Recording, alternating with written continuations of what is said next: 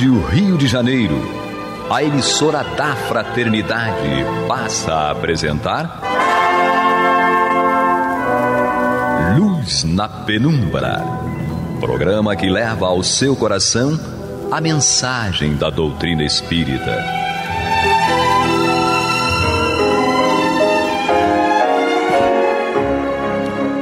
E com vocês, André Afonso Monteiro, para o estudo do livro A Gênese, da obra codificada por Allan Kardec. Olá, amigo ouvinte, internauta da Rádio Rio de Janeiro, a emissora da Fraternidade, a rádio que toda a família pode ouvir, programa Luz na Penumbra, estudo da obra A Gênese, capítulo 1, Fundamentos da Revelação Espírita. E vamos retomar aqui o nosso estudo a partir do item 30, aqui do capítulo 1. Hoje, aqui comigo mais uma vez, Aloysio Guigino. Seja bem-vindo, Aloysio. Muito obrigado, nosso abraço aos ouvintes da Rádio Rio de Janeiro.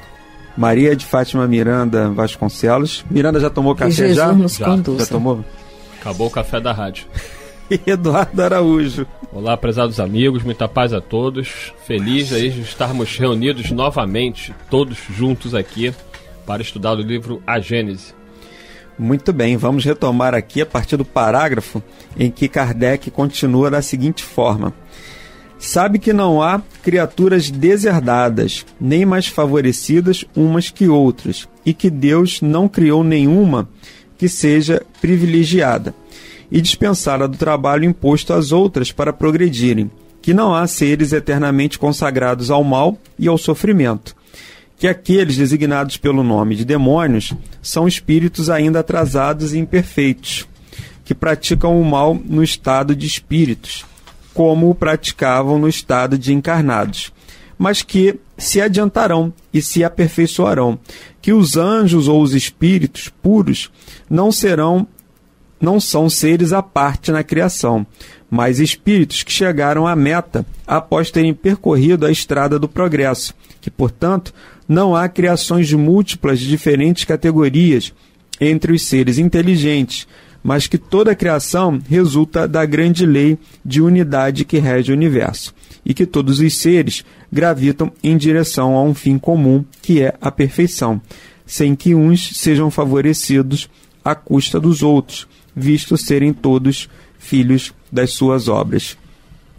Então aqui, Miranda, Kardec vem descortinando uma doutrina, apresentando a doutrina espírita, em que quando nós olhamos aquelas pessoas que praticaram crimes, sim, pessoas que fizeram coisas assim terríveis, desagradáveis, e essas pessoas são também filhos de Deus e vão ter o mesmo destino que a gente. Então, quando a gente olha com aquele olhar de recriminação, de muitas vezes de raiva, né, de rancor pelo que aquela pessoa fez, mas Kardec apresenta, os espíritos informam a Kardec que essas pessoas, elas vão reparar esses erros, vão passar por experiências em que deixarão de ter esse comportamento e serão anjos também em algum momento da sua existência. Jesus, ele diz, a cada um segundo suas obras.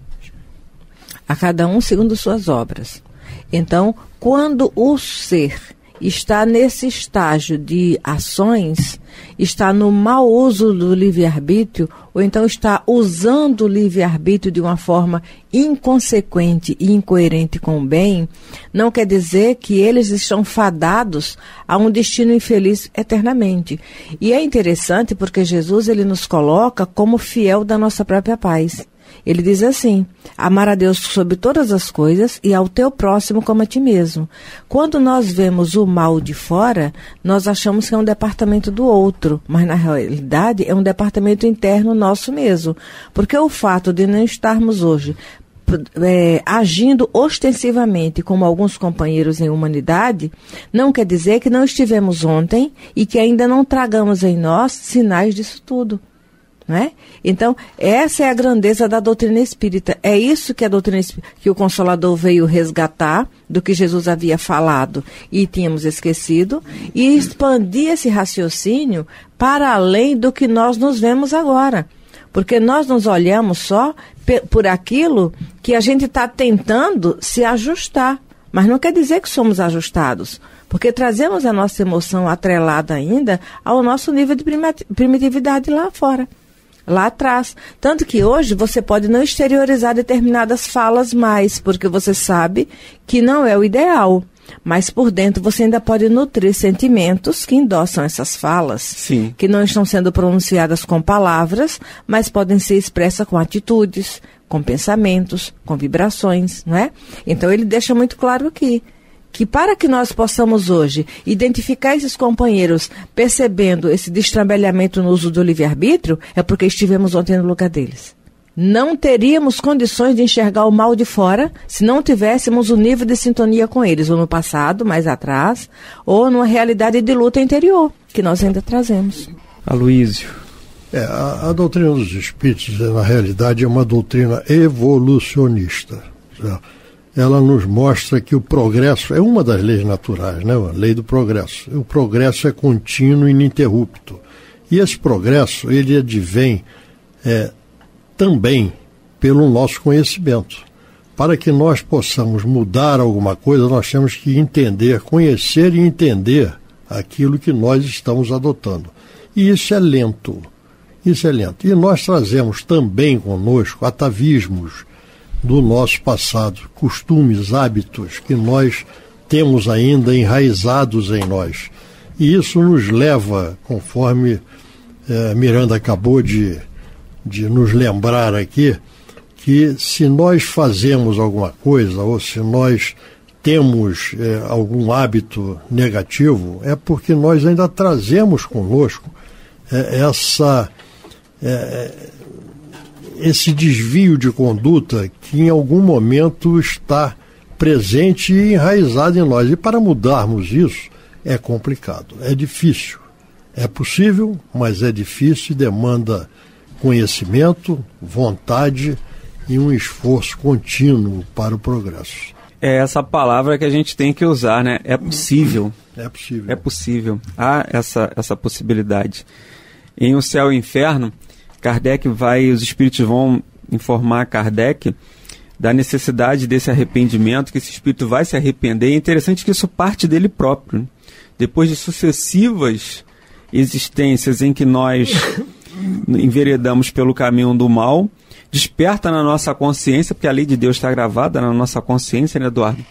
Desperta essa consciência e esse arrependimento daquilo que a gente fez, e a gente começa a traçar novas existências em que a gente vai reparar esses erros e entrar em comunhão com a lei divina. E isso que conforta, como ele diz, consola o Consolador prometido, porque você pode ou ter tido um parente, ou uma pessoa próxima, ou você mesmo, você viveu anos, digamos assim, nos equívocos, nessa própria existência, e de repente você se arrepende daquilo, olha para trás, foge daquele complexo de culpa, não fica preso naquele complexo de culpa. A doutrina te tira desse complexo de culpa, porque ela te dá uma opção de você dali para frente resolver essas questões sem ficar preso a essa ideia da pena, do castigo, do fogo eterno, mas uma existência que você vai ter assim, dificuldade, vai passar por muitas dores, por muitas angústias, mas que você vai atingir o objetivo dessa felicidade, né, Eduardo? Sim, mas eu estava até me pegando mais aqui num ponto, né? Porque essa questão, vocês já explicaram bem, essa questão dos espíritos que não são perpetuados no mal eternamente, né? Os chamados demônios. Mas quando Kardec inicia, logo nesse parágrafo, que ele diz que sabe-se que não há criaturas deserdadas, sim, nem mais favorecidas umas do que as outras. Algumas pessoas ouvindo a gente ler essa passagem aqui pensam assim, mas não é bem assim, né? Você vê tanta injustiça no mundo, né? Tantas pessoas boas sofrendo, com pessoas más prosperando. Porque mesmo entre pessoas que são simpatizantes da doutrina ou têm pouco conhecimento, eu escuto muito essa frase, né? Deus não é justo. né? Tem muita coisa nesse mundo, olha o que está acontecendo na minha vida. E aí a pessoa ainda não entendeu ou não consegue compreender de que na realidade realmente Deus não poderia favorecer. Mas se você olhar com um olhar de um Deus de uma vida só, eu seria ateu. Eu até admiro quem acredita que a vida é uma só e crê em Deus. Eu admiro. Porque não faz sentido. Não né? faz sentido. Não faz porque sentido. Assim, se Deus não favorece ninguém, qual o critério dele para uma criança nascer na África para morrer de fome e outra nascer num país rico, onde ela vai ter tudo, onde ela vai ter uma família estruturada, onde ela vai ter acesso a tudo que aquela criança que está na África não tem? Qual o critério de Deus? Ou nascer aleijada. Exatamente. Umas nascem com saúde, outras nascem doentes. Então não teria sentido, porque seria um Deus que iria favorecer, né, de alguma maneira a uns em detrimento de outros. Essa colocação é interessante e faz com que a gente também tenha uma visão do próprio sentido da religião. Quando Kardec dizia que fora da caridade não há salvação, e não fora da religião. Porque muitas vezes também... Nem fora da verdade. Muitas vezes também a gente pode ter se deparado com pessoas, até no próprio movimento espírita, que a partir do momento que ingressam, né, na religião, e até no espiritismo mesmo, acham que vão ganhar um salvo-conduto, têm a percepção de que vão ganhar um salvo-conduto para as mazelas que o mundo nos oferece, para suas próprias necessidades de expiação. E isso também, já vi casos acontecer, a pessoa fica um pouco decepcionada. Poxa, mas eu estou fazendo tudo tão certinho e a minha vida não anda. Então venho assisto a reunião pública, faço estudo do Evangelho, faço estudo das obras básicas, passo ali pela aplicação do passe, faço o culto do Evangelho em casa, mas a minha vida não sai daquele marasmo, não sai as minhas dificuldades não cessam. Por quê? Por que isso acontece? Por que isso? Nós temos uma tendência de fazermos avaliação de tudo que ocorre ao nosso redor pelos valores da vida física ou da vida material. Sim. Da felicidade, vamos dizer assim, de realização de projetos materiais, de conquistas, etc., materiais. Quando, na realidade, a razão de nós estarmos aqui não é de conquistas materiais, sim de conquistas espirituais. Porque nós vemos lá no Livro dos Espíritos, quando é feita uma pergunta, qual o objetivo da reencarnação, lá tem a resposta, né? Deus nos impõe a reencarnação como um caminho para alcançarmos a nossa destinação, que é a perfeição. Mas, para tal, há que passar pelas dificuldades da vida. Então, nós estamos aqui passando pelas dificuldades da vida para termos um incentivo. Eu tenho uma visão, uma percepção que é minha e eu vou compartilhar com vocês. Na realidade, a dor é um grande remédio. A dificuldade é um grande remédio, porque nos impulsiona para nós mudarmos alguma coisa em termos de valores morais e espirituais. Porque ninguém gosta de sofrer, ninguém gosta de passar pelas dificuldades. Então nós começamos a nos perguntar o que eu tenho que fazer para mudar essa situação. Quando eu começo a buscar novos caminhos, eu estou buscando uma situação de transformação, de mudança.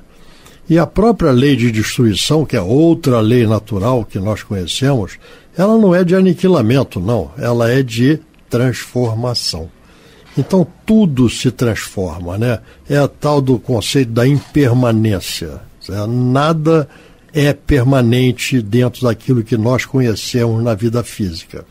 Mas nós pautamos a nossa felicidade por conquistas da vida material e não por conquistas da vida espiritual. Essa é a grande diferença.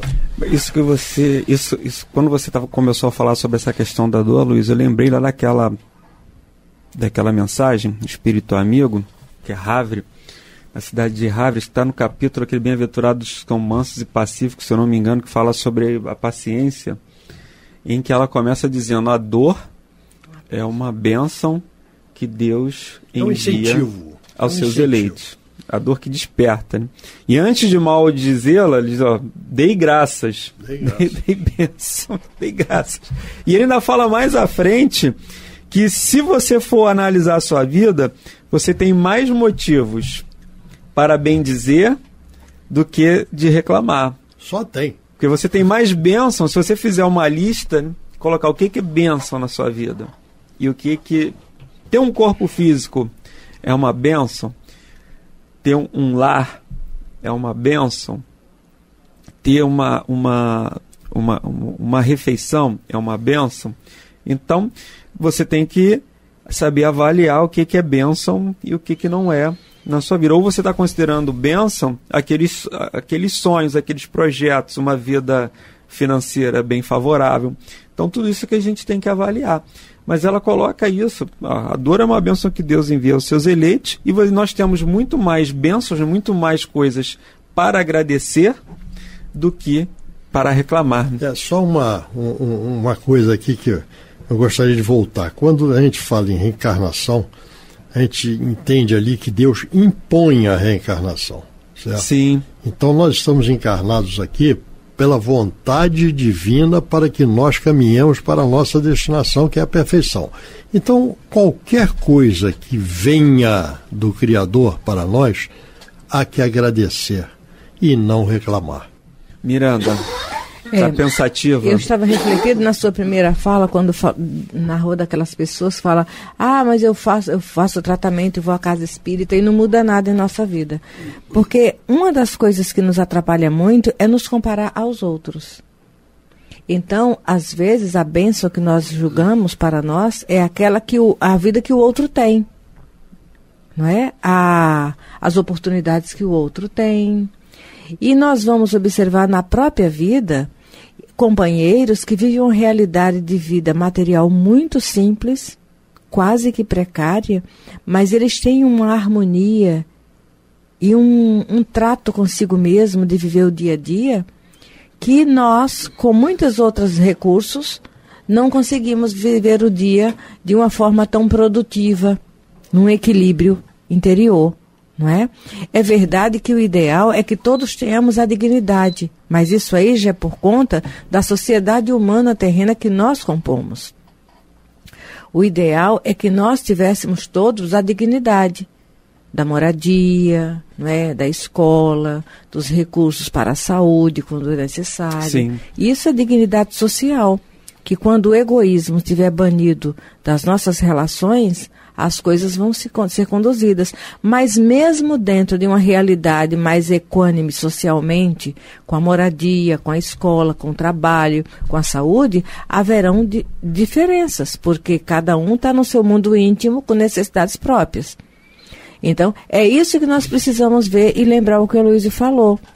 Qualquer que seja a situação que nos chegue, cabe a nós perceber o que é que Deus está determinando para nós e o porquê Ele está determinando aquilo. Porque as determinações divinas vêm para a nossa necessidade de ajuste.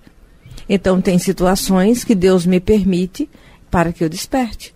Então, quando eu começo a utilizar os recursos que estão ao meu alcance, a assistência dos bons espíritos, o passe, a reflexão, a meditação, e vou me descobrindo, e vou me conhecendo, e vendo a minha essência, porque de que adianta eu conseguir tanta coisa daquilo que eu julgo que o outro tem e eu não tenho, e no outro dia não saber dar bom uso? Sim. Não é? Sim. Lembra Jesus quando fala daquele ser que reuniu muitos haveres, e estendeu seus celeiros e ficou numa zona aparentemente de conforto, mas no outro dia a alma dele foi convidada a se retirar do cenário. Não pode ter a barganha, né? Porque assim, a Miranda sabe, né, passou por uma situação grave na vida dela alguns anos atrás, estava ali no trabalho do bem, sim, né? Todo dia, você e Joãozinho lá, sim, nas tarefas, ajudando pessoas, e de repente a vida dela virou de cabeça para baixo, né? Perdeu tudo que tinha. Seja material, seja espiritual, ali naquele momento. Deixou de ter. Ficou ali perdida. Ela poderia muito bem ter se revoltado. e falado, poxa, mas eu tô no trabalho do bem, tô ajudando pessoas e Deus permite que eu passe por isso tudo? Então, assim, aí entra a questão do nosso egoísmo e do nosso orgulho. Né? Porque a gente, quando as provas chegam na nossa vida, a gente se sente injustiçado. Eu não mereço passar por isso. Gente, se tem uma coisa que eu aprendi, é não falar essa frase. Tem uma lição nova chegando. Porque, assim, participando de reuniões mediúnicas e ouvindo, que com certeza o que eu ouvi não é 10% do que eu já fiz, eu não preciso saber de mais nada. Porque o que os espíritos já jogaram na minha cara do que eu fiz, eu já não tenho direito de falar porque eu estou passando por isso. Eu só tenho que agradecer e lembrar da frase de Dona Ivone Pereira, que ela diz: podia ser pior, meu filho. Então, assim, quando vem o problema, eu agradeço, né? Porque podia ser pior, sinal que não foi pior. E peço ajuda, né? Peço força, coragem para lidar com a situação. Porque realmente tem problemas que nos abalam, nos afetam e a gente sente o baque. Mas daí a reclamar de Deus, se sentir injustiçado, isso eu não consigo mais, não. Tudo tem uma razão de ser, né? Então, uma sugestão, em vez de nós perguntarmos, como nós acabamos de ouvir aqui, por que isto acontece comigo? Vamos mudar a coisa, vamos perguntar para que isto acontece comigo? Porque se tudo tem uma razão de ser, e se aquilo vem para nós sem que tenha havido nesta existência algo que provoque aquilo, tem uma razão de ser. E essa razão de ser é para o nosso bem. Então nós temos que refletir, meditar e descobrir o que nós podemos mudar em nós para evitarmos que aquilo continue, ou melhor, para que nós possamos superar aquilo. Então, todo aquilo que eu falei anteriormente, a dor na realidade, a dificuldade na realidade, é um remédio, porque é um convite para transformação, um convite para mudanças. Então, se é um convite para mudança, é uma oportunidade. Então, vamos agradecer as oportunidades, por mais difíceis que no momento possam nos parecer.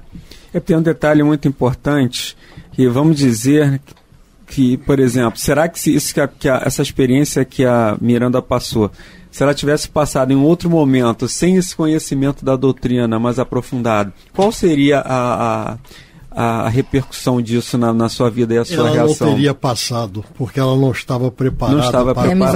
É nisso que é a misericórdia divina. Porque Deus é misericórdia e é justiça. A justiça dele não é vingança, mas é equidade. Sim. Não é? Sim. Então, nós vamos observar. Agora, tem algo que a gente vai refletir. É impossível você lidar com qualquer experiência mais ajustada na educação, não é? Se você não tiver certeza de Deus. Aí é estado de loucura. É quando você não encontra sentido para a vida. Porque sem Deus seremos ocos. Não é? Então a certeza de Deus, a certeza de Jesus, isso faz a diferença. Mas não é aquele Jesus da vitrine, não é Deus da vitrine, nem Jesus. É a certeza de que você não está só. Que tem alguém que te conhece, te acompanha e não vai deixar você sem o sustento e o amparo necessários. Que quer o teu bem. É isso aí. Sim. É uma questão bem... Eu lembro daquela passagem no livro A Vida Escreve, que é do Hilário Silva. Isso. Daquele companheiro que era para perder o braço. Isso. E perdeu só um dedo. E todo mundo, nossa, mas ele é um trabalhador. E ele mesmo ficou meio acabrunhado. Ele ficou triste. E aí o espírito, o mentor da casa, falou assim, era para você perder o braço todo. Mas, tendo visto tudo que você fez, você perdeu só um dedo. Por maus tratos com o funcionário dele, ele empurrou o funcionário, que o braço do funcionário entrou num triturador.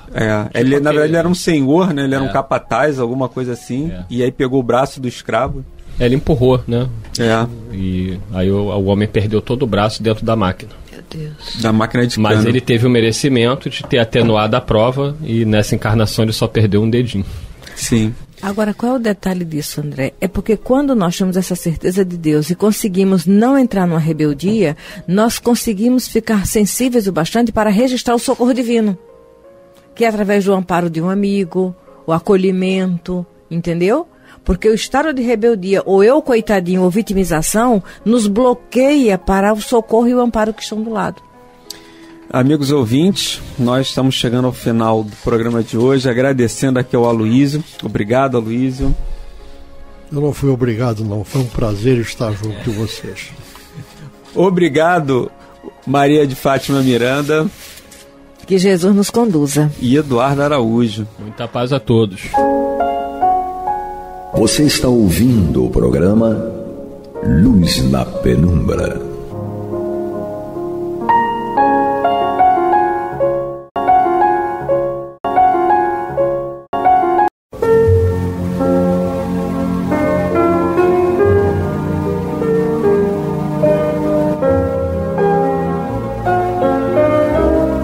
A Rádio Rio de Janeiro está levando ao seu lar e ao seu coração a mensagem consoladora da doutrina espírita, através do programa Luz na Penumbra.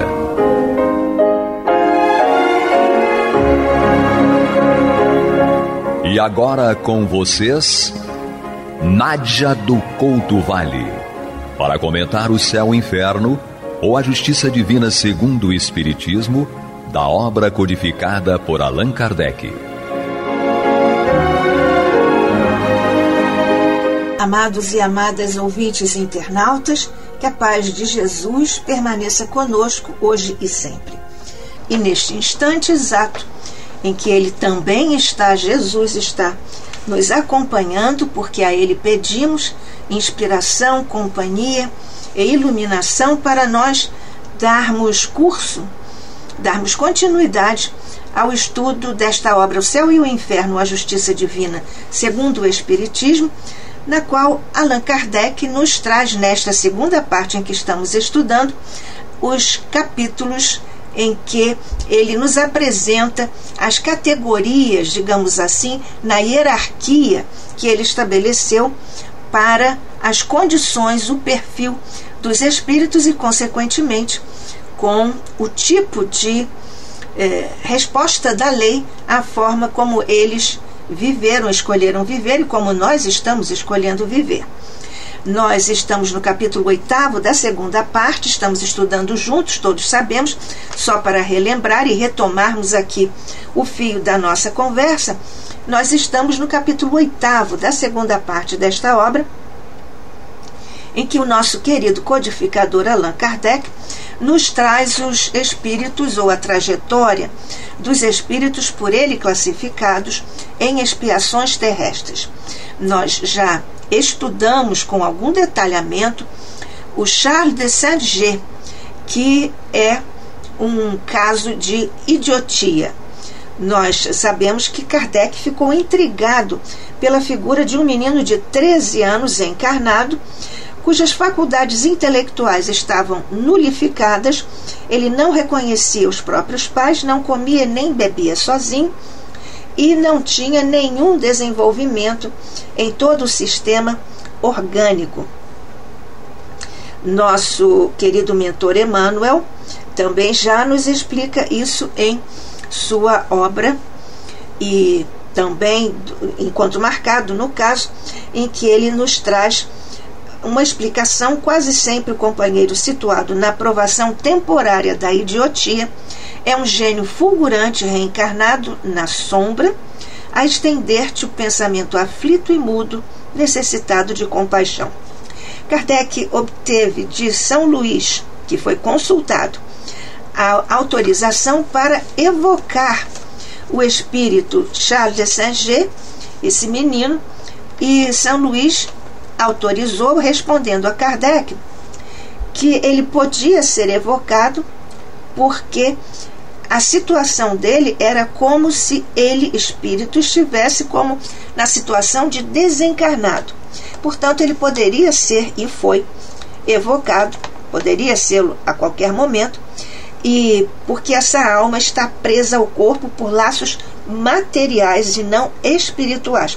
Por isso ele podia ser, e o foi, evocado à mesa mediúnica. Nós sabemos que ele deu informações nessa entrevista à mesa mediúnica. André Luiz também nos fala sobre esse quadro em Nos Domínios da Mediunidade. Nós já citamos esta citação, esta página muito especial Nos Domínios da Mediunidade, em que o nosso querido André Luiz, pela psicografia de Chico Xavier, nos diz da situação do espírito no caso da idiotia. Diz-nos André Luiz, por Chico Xavier: há dolorosas encarnações que significam tremenda luta expiatória para as almas necrosadas no vício. Temos, por exemplo, o mongolismo, a hidrocefalia, a paralisia, a cegueira, a epilepsia secundária, o idiotismo, o aleijão de nascença e muitos outros recursos angustiosos, mas necessários, e que podem funcionar em benefício da mente desequilibrada desde o berço, em plena fase infantil. Na maioria das vezes, diz-nos André Luiz, semelhantes processos de cura prodigalizam bons resultados pelas provações obrigatórias que oferecem. Bezerra de Menezes também nos falou sobre a idiotia em sua obra Loucura sob Novo Prisma, que ele escreveu enquanto estava encarnado, e Charles de Saint-Get, à mesa mediúnica, também informou que estava preso à terra por um pé, qual um passarinho. É uma imagem delicada, poética até, e ele disse que sente o cativeiro do próprio corpo, e que durante o sono ele fica um pouco mais livre para alçar-se ao céu a que aspira. A frase é do próprio espírito. E no estado espiritual ele experimenta a sensação dolorosa em função de seu corpo ser uma verdadeira prisão. Ele diz que lembra-se da encarnação anterior e compreende que ela é a causa do seu exílio atual, expressão do próprio espírito. Porque ele diz que quando era um jovem libertino, no reinado de Henrique III, ele chegou a ter essas liberdades, até libertinagem, quem sabe, como esse jovem. Então ele disse que escolheu viver como jovem libertino, mas não escolheu a condição atual, ou seja, a consequência do que ele tinha escolhido fazer, porque essa condição é imposta. Claro, se não fosse imposta, não seria expiação. E que quando acordado, apesar da imperfeição dos órgãos, ele vê e ouve, embora o corpo nada veja, nada perceba. Nessa condição, nós vemos a angústia que deve ser uma criatura precisando se comunicar, desejando se comunicar, mas preso. É como se nós estivéssemos presos em um quarto sem portas nem janelas e quiséssemos falar com alguém fora desse quarto.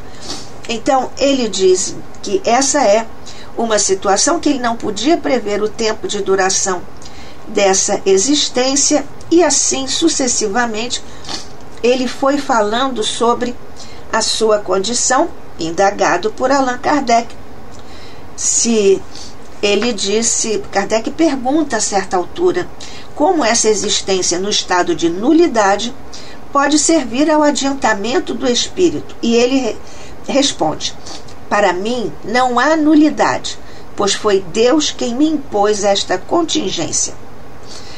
Então nós aqui concluímos que a nulidade moral não importa a nulidade do espírito, que o espírito goza de todas as suas faculdades, mesmo com os órgãos assim comprometidos. Kardec, então, ao final dessa entrevista à mesa mediúnica, ele inclui uma das suas preciosas notas. Esta evocação ratifica o que sempre se disse dos idiotas: a nulidade moral não importa a nulidade do espírito, que a abstração feita dos órgãos goza de todas as suas faculdades. A imperfeição dos órgãos é apenas um obstáculo à livre manifestação dos pensamentos. É, pois, o caso de um homem vigoroso que fosse momentaneamente manietado, impedido de se manifestar. Então, Kardec traz aqui uma instrução preciosa de um espírito sobre os idiotas e os cretinos. Essa instrução dada na Sociedade Espírita de Paris. Quem assina é Pierre Juty, o espírito pai do médium.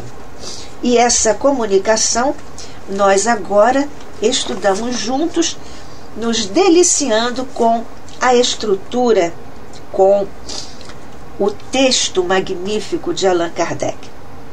Diz-nos aqui a transcrição de Kardec que fez do espírito Juty. Os idiotas são os seres castigados pelo mau uso de poderosas faculdades. Por isso Emmanuel e todos os mentores são unânimes em dizer, Emmanuel, ainda há pouco lembramos juntos, ele fala até em genialidade do espírito que está agora assim preso nessa condição do corpo, nulificado nas suas possibilidades. Continua o espírito Juty. Almas encarceradas em corpos cujos órgãos impotentes não podem exprimir seus pensamentos. Esse mutismo moral e físico constitui uma das mais cruéis punições terrenas, muitas vezes escolhidas por espíritos arrependidos e desejosos de resgatar suas faltas. Não é o caso de Charles de Saint-Get, porque ele próprio declara à mesa mediúnica que não tinha escolhido essa condição. Continua o espírito que assina a instrução, Pierre Juty. A provação, nem por isso, é improfícua, quer dizer, não tem sentido. Ela tem sentido, porque o espírito não fica estacionário na prisão carnal. Vejamos por quê. Esses olhos estúpidos veem, esses cérebros deprimidos concebem, conquanto nada possam traduzir pela palavra e pelo olhar, porque são seres que, presentes no corpo, estão ausentes nas possibilidades de manifestação. Excetuada a mobilidade, o seu estado é o de letárgicos ou catalépticos, que veem e ouvem sem, contudo, poderem exprimir-se. Esta situação delicada evidentemente não escapou à percussientemente de Allan Kardec, que nos fala também sobre este aspecto em uma das suas preciosas notas, que ele geralmente apõe ao final ou após a resposta dos espíritos orientadores da humanidade. Por exemplo, a respeito da letargia e da catalepsia, ele apõe essa explicação como uma nota após a resposta à pergunta 424 que ele formulou aos espíritos superiores, para o livro dos Espíritos também conter essas explicações. Portanto, isto que nos diz aqui o espírito que deu essa instrução, quando ele nos fala, esse espírito nos fala sobre, excetuada a mobilidade, o estado dessas criaturas nessa expiação da idiotia, o seu estado é o de letárgicos ou catalépticos, que veem e ouvem sem, contudo, poderem exprimir-se. A este propósito, você deve estar pensando, mas qual é mesmo a diferença entre letargia e catalepsia? É exatamente o que nos diz Allan Kardec.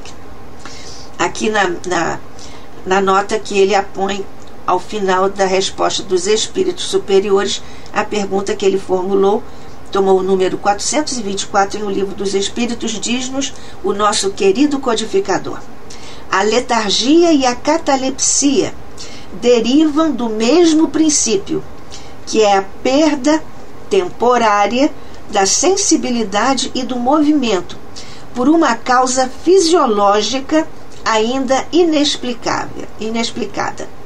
Diferem uma da outra em que na letargia A suspensão das forças vitais é geral e dá ao corpo todas as aparências da morte. Na catalepsia, fica localizada, podendo atingir uma parte mais ou menos extensa do corpo, de sorte a permitir que a inteligência se manifeste livremente, o que a torna inconfundível com a morte. A letargia é sempre natural. A catalepsia é por vezes espontânea, mas pode ser provocada e suprimida artificialmente pela ação magnética. Estamos, pois, diante de uma imagem que o espírito Pierre Juty usou para comparar a situação dos que estão na expiação da idiotia aos quadros catalépticos ou letárgicos, que veem e ouvem sem, contudo, poderem exprimir-se, que é, no fundo, em princípio, como diz Kardec, o mesmo caso. Não podem usar o corpo para exprimir-se. Quando tendes, continua o espírito Juty, quando tendes esses horríveis pesadelos, durante os quais procurais fugir de um perigo, gritando, clamando, não obstante a imobilidade do vosso corpo como da vossa língua.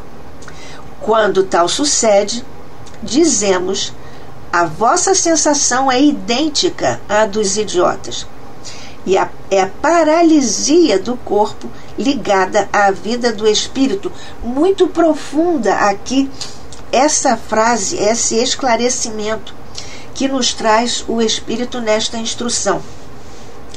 Porque quando ele próprio diz e faz uma comparação, quando a imobilidade do nosso corpo e também da nossa língua é uma experiência para nós, quando ele lembra aqui, quando nós estamos no sono. Quando tal sucede, a vossa sensação é idêntica à dos idiotas. É a paralisia do corpo ligada à vida do espírito. Assim se explicam, continua o espírito Juty, assim se explicam quase todas as enfermidades, pois nada ocorre sem causa, e o que chamais injustiça da sorte é apenas a aplicação da mais alta justiça. Nós temos o veso, até quase que a arrogância, de querermos questionar a lei de Deus, que a rigor nosso Pai não consultou a nenhum de nós para formular a sua lei perfeita e eterna como Ele próprio, Deus. No entanto, nós não estamos obrigados a passar por todas as circunstâncias de correção de rumo do espírito na sua trajetória evolutiva. Ou seja, se nós seguirmos o que está na lei, não precisaremos sofrer ou passar por situações, ainda que sejam provas, e sobretudo estas que são classificadas, aliás, por Kardec, como expiações terrestres, e que nós estudamos aqui em o programa Luz na Penumbra, pela Rádio Rio de Janeiro, a emissora da Fraternidade, eu, Nádia do Couto Vale, e você, amigo, amiga, ouvinte, internauta, que seguimos aqui juntos agora na continuidade destas explicações primorosas do espírito Pierre Juty. Portanto, o que nós costumamos chamar injustiça é o nosso ponto de vista, porque não queremos arcar com as consequências do que fazemos, do que escolhemos, do que dizemos e do que pensamos, porque tudo fica registrado na lei e fica também registrado na intimidade profunda do nosso perispírito. Portanto, quando nós não observamos a lei, temos que arcar com as consequências. Do ponto de vista filosófico, dizemos que a doutrina espírita é consequencialista, porque não renuncia a colocar a consequência como um requisito para a criatura tomar consciência de si mesma, autoconhecer-se e, portanto, desenvolver a responsabilidade por tudo que faça. Continua o espírito Pierre Juty. A loucura também é punição ao abuso das mais elevadas faculdades. Foi também o que já André Luiz nos relatou nos domínios da mediunidade, que lembramos ainda há pouco. Continua Pierre Juty. O louco tem duas personalidades: a que delira e a que tem consciência dos seus atos sem poder guiá-los. Portanto, são essas duas, digamos, energias, ou essas duas instâncias, esses dois quase que pontos de vista, que convivem no quadro de loucura como duas personalidades, como aqui assinala o espírito. Agora que ele já deu todos esses exemplos com relação aos catalépticos, aos letárgicos, aos loucos, aos que reclamam de injustiça da lei de Deus, que é perfeita, então agora o espírito aborda diretamente o quadro que estamos estudando aqui do espírito, um menino de 13 anos, Charles de Saint-Get. Diz-nos o espírito Pierre Juty: quanto aos idiotas, a vida contemplativa, isolada da sua alma, sem os prazeres e gozos do corpo, pode igualmente tornar-se agitada pelos acontecimentos, como qualquer das existências mais complicadas. Revoltam-se alguns contra o suplício voluntário. Aqui ele está dizendo, e nós já vimos anteriormente, que o corpo é que não dá condição de o espírito, através do corpo, ver, ouvir e falar. Mas o espírito que está ali junto, ele vê, sente e às vezes até se revolta. Porque aqui ele diz, essa vida, então, mesmo no quadro de idiotia, pode tornar-se agitada pelos acontecimentos, coisas que estão ocorrendo ali à volta ou no ambiente. O espírito, na condição de idiotia, percebe, vê, pensa, analisa, às vezes até, e se agita. Portanto, como ele vive e como ele se coloca em qualquer das existências mais complicadas. Revoltam-se alguns contra o suplício voluntário e, lamentando a escolha feita, sentem violento desejo de tornar a outra vida, desejo que lhes faz esquecer a resignação do presente e o remorso do passado, do qual têm a consciência, visto como, embora idiotas e loucos, sabem mais do que vós, porque nós já vimos que, inclusive, Emmanuel considera que é um gênio, pode ali estar um caso de genialidade. Então, como, embora idiotas e loucos, sabem mais que vós, ocultando sob a impotência física uma potência moral de que não tendes ideia alguma. Nós vamos continuar a estudar este texto precioso, assinado pelo pai do médium, o Pierre Juty, em nosso próximo encontro, aqui pela Rádio Rio de Janeiro, a emissora da Fraternidade, no programa Luz na Penumbra. Que a paz de Deus, de Jesus, o amor de Maria, envolva todos os nossos irmãos nessas duras provas da idiotia, da catalepsia, da letargia, da loucura. Que a paz, o amor, a paz de Jesus, o amor de Maria, permaneçam com eles, como nós agora desejamos também para nós. Que assim seja.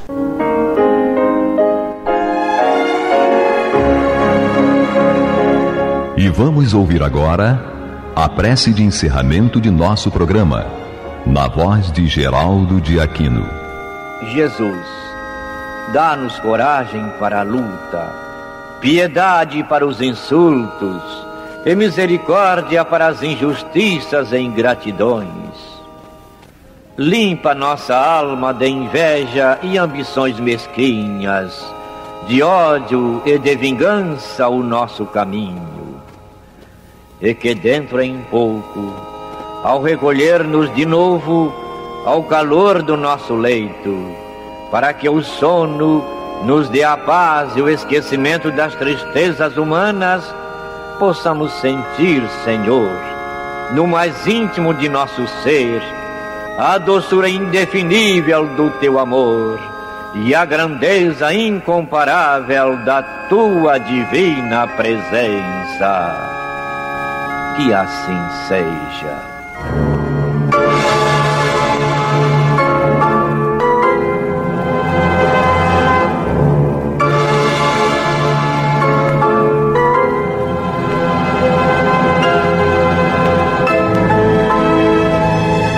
Acabamos de apresentar o programa Luz na Penumbra, que voltará a ser apresentado amanhã às 21 horas nesta emissora.